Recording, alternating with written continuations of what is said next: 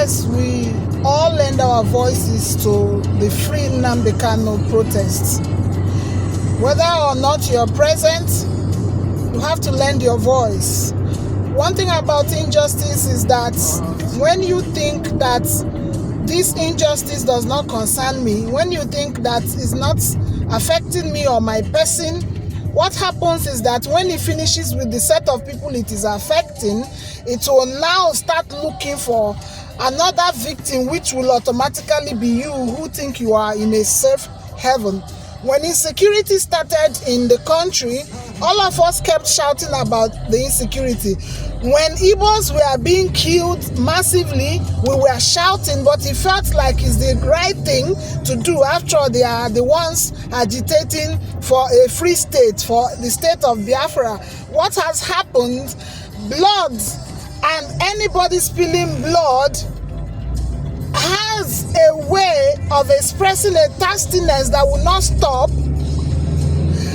And the consequence is that when they finish killing the Igbos, it will go around. It will keep moving. They will come for you. They will come for the Yorubas. They will come for the Hausas. They will come for every other group in Nigeria. So no matter how it doesn't affect you, the wise thing to do is to condemn injustice, condemn wrongdoing of any sort. And somebody is going to ask me how what Nnamdi Kanu is doing is right, or what they are doing to him is injustice. I'm going to say this. Everything happening in Nigeria now was one of the things, or were the things Kanu was shouting about. When he was shouting that the genocide going on in the north will trickle down the middle belt, will trickle down the northwest, will trickle down to the east and to the south, everybody was thinking he's just making up stories. But gradually, the same reason for which Nnamdi Kanu was shouting the killing of the Igbos and how he felt that they don't belong to Nigeria is what everybody is experiencing now. We all can feel and say that Nigeria doesn't belong to us, according to that popular saying. But it first started because everybody kept quiet. What is it that Kanu said is the same thing happening in the country now. The violence that kept moving gradually, whether as government policy, whether as individual or state inaction, it has continued to grow. And everybody hated him for it. The Nigerian state didn't like that he's calling them out. They didn't like his choice of words. What's my business with his choice of words? If I decide to say my own stuff and package it nicely, fine and good. If another person is saying his own stuff and is not packaging it in a very sweet language, it's his call. But what is the central message in what the person is pushing for? Even if Nigeria says that they don't want Biafra to go, what effort have they put? Technically, the Biafrans are almost like they are not with Nigeria. And that enmity that has festered due to the Biafra-Nigerian war is the enmity with which they are handling Kanu. Up till now, there is nothing to prove him guilty about, other than he insulted Mr. President. What was it when he said Mr. Buhari is dead?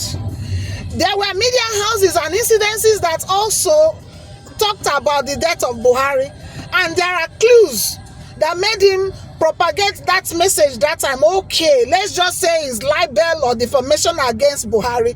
Buhari took actions, locked him up, yet they couldn't prosecute him on that grounds. And now Buhari is dead, and the question is, who has a beef with Kanu? The preponderance of a few northern oligarchs who feel the country belongs to them and is pushing for the incarceration of Kanu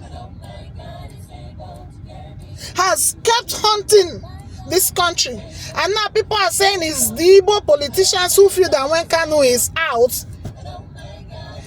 their businesses or their positions will be affected. You people should come out and talk. Oh, if what they are saying is not true, come and say it. But if it is true, you are the one keeping yourselves hostage, because they say person will hold person for ground into the ground. So free Nnamdi Kanu. We lend our voices to the call to free Kanu so that both the Nigerian state and the Igbos will have peace. And if there's a truth in Kanu's agitation about the freedom of Igbos, then they should do something about it. If Igbos will not be Biafrans, let them be Nigerians. If they will not be Nigerians, let them be Biafrans. You cannot make them aliens because they are bona fide constituents and free citizens of the earth, bona fide constituents of the Nigerian state. You cannot make them be hanging. Lie. It cannot happen. So if the government doesn't want this war to keep repeating, they should do the needful.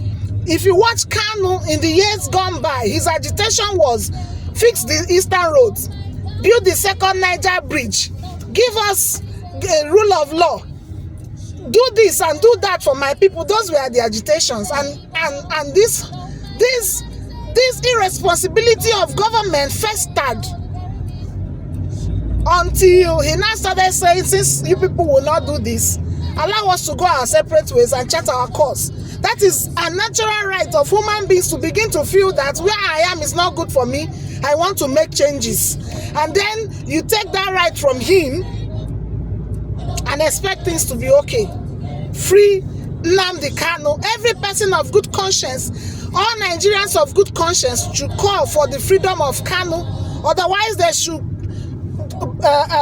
should undertake that case and bring it to a constructive conclusion and stop holding the country hostage, because anybody that keeps holding Nigeria or holding Kanu in prison is holding Nigeria hostage, because the country will keep being preoccupied by the issue of Kanu and never facing things that it should face. Moreover, the insecurity in the country is too much, and no responsible government will be justifying it on the grounds of it is Christian or Muslim or whatever genocide.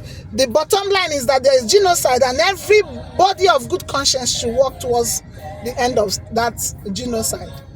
We should be ashamed to say that killings are going on in our country, and it will take America to remind us for us to do something. It will take them removing promises and aids for us to begin to reason and think about what is happening in our country. Fix Nigeria.